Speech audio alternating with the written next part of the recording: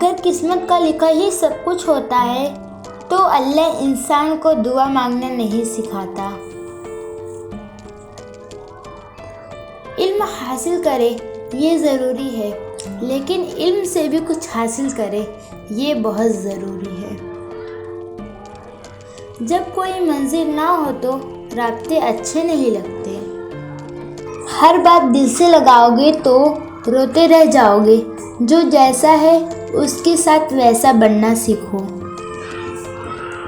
सच बिकता है, झूठ बिकता है, बिकती हर कहानी है।